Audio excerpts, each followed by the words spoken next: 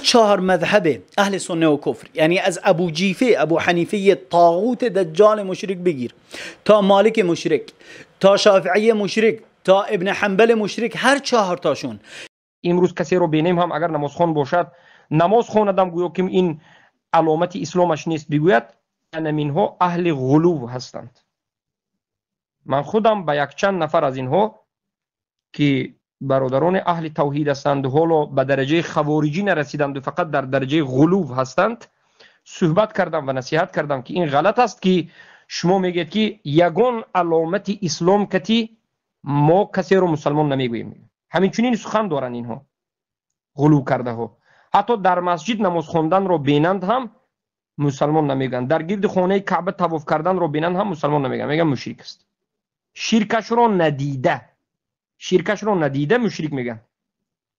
البته این منهج غلو است.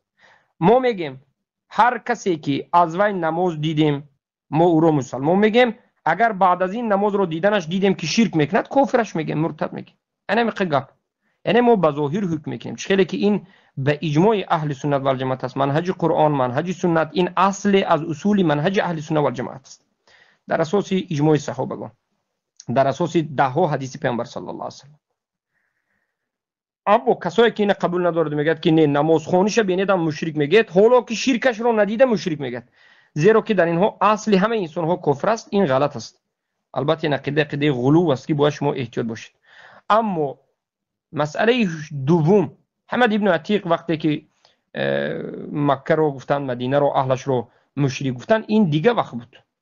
این دیگر وقت بود، وقتی که صوفی ها غلبه کردند، وقتی که اینها به جای لات و منات را مشرک ها عبادت میکردند.